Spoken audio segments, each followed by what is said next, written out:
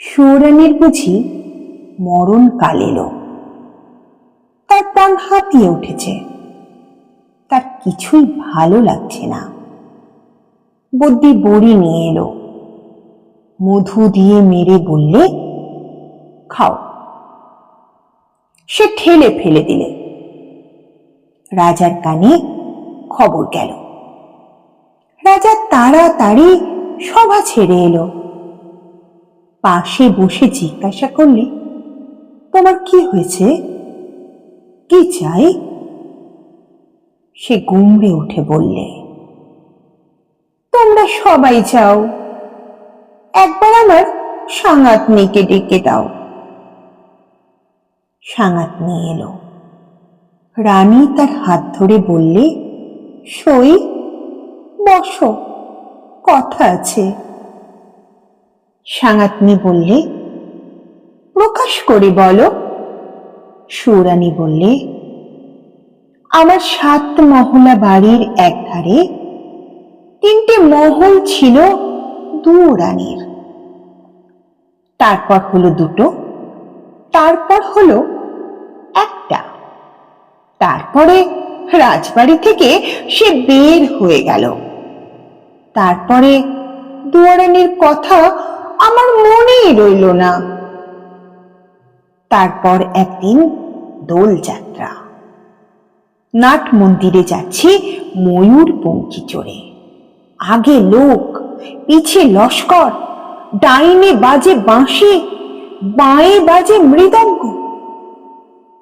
এমন সময় পথের পাশে নদীর ধারে ঘাটের উপরটিতে দেখি একখানি কুঁড়ে ঘর, চাঁপা গাছের ছায়ায়, বেড়া বেয়ে অপরাজিতার ফুল ফুটেছে। দুয়ারের সামনে চালের গুঁড়ি দিয়ে শঙ্খচক্রের আলপনা। আমার ছত্রধারিণীকে শুধলেম, আহা, ঘরখানি কার? সে বললে, দুরানির। তারপরে ঘরে ফিরে এসে সন্ধ্যার সময় বসে আছি। ঘরে প্রদীপ জ্বালিনি, মুখে কথা নেই। রাজা এসে বললে, তোমার কি হয়েছে, কি চাই? আমি বললেম, এ ঘরে আমি থাকবো না। রাজা বললে, আমি তোমার কোঠা বাড়ি বানিয়ে দেব, গজদন্তের দেয়াল দিয়ে। শঙ্খের গুঁড়োয় মেঝেটি হবে দুধের ফেনার মতো সাদা। মুক্তোর ঝিনুক দিয়ে তার কিনারে এঁকে দেব পদ্মের মালা। আমি বললেম, আমার বড় সাধ গিয়েছে, কুঁড়ে ঘর বানিয়ে থাকি তোমার বাহির বাগানের একটি ধারে। রাজা বললে, আচ্ছা বেশ, তার আর ভাবনা কি।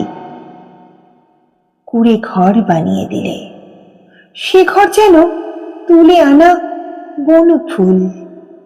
যেমনি তৈরি হলো অমনি যেন মুষড়ে গেল। বাস করতে গেলেন, কেবল লজ্জা পেলেন। তারপরে একদিন স্নান যাত্রা।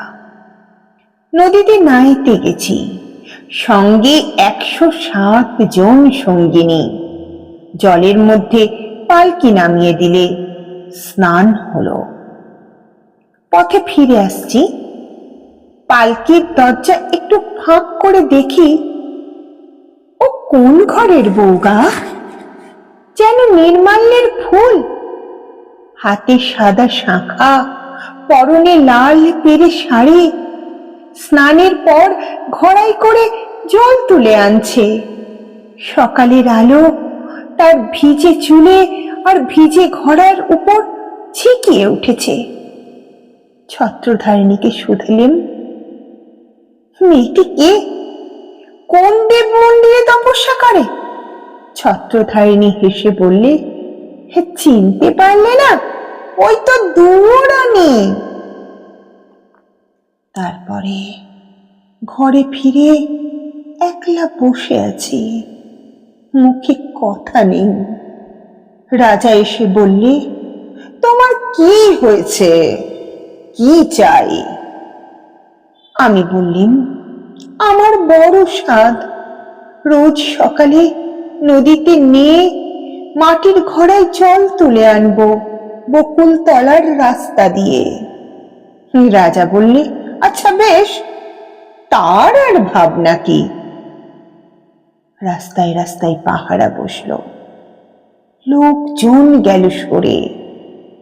সাদা শাঁখা পরলেম আর লাল পেরি শাড়ি, নদীতে স্নান সেরে ঘড়াই করে জল তুলে আনলেন। দুয়ারের কাছে এসে মনের দুঃখে ঘড়া আছড়ে ভাঙলেন। যা ভেবেছিলেন তা হলো না, শুধু লজ্জা পেলেন। তারপর সেদিন রাস যাত্রা। মধুবনে জ্যোৎস্না রাতে তাঁবু পড়ল, সমস্ত রাত নাচ হলো, গান হলো। পরের দিন সকালে হাতির উপর হাওদা চলল। পর্দার আড়ালে বসে ঘরে ফিরছি, এমন সময় দেখি বনের পথ দিয়ে কে চলেছে। তার নবীন বয়স, চূড়ায় তার বনফুলের মালা, হাতে তার ডালি, তাতে শালুক ফুল, তাতে বনের ফল, তাতে ক্ষেতের শাক।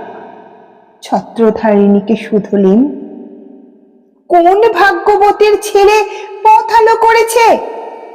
ছত্রধারিণী বললে, জানো না, ওই তো দুরানির ছেলে, ওর মার জন্য নিয়ে চলেছে শালুক ফুল, বনের ফল, ক্ষেতের শাক।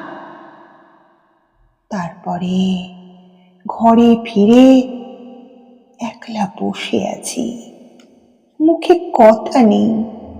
রাজা এসে বললে, তোমার কি হয়েছে, কি চাই? আমি বললাম, আমার বড় সাধ, রোজ খাবো শালুক ফুল, বনের ফল, ক্ষেতের শাক। আমার ছেলে নিজের হাতে তুলে আনবে। রাজা বললে, আচ্ছা বেশ, তার আর ভাবনা কি?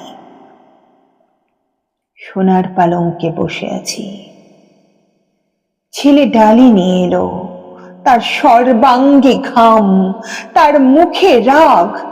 ডালি পড়ে রইল, লজ্জা পেলেন। তারপরে আমার কি হলো জানি নেই, একলা বসে থাকি, মুখে কথা নেই। রাজা রোজ এসে আমাকে শুধোয়, তোমার কি হয়েছে, কি চাই?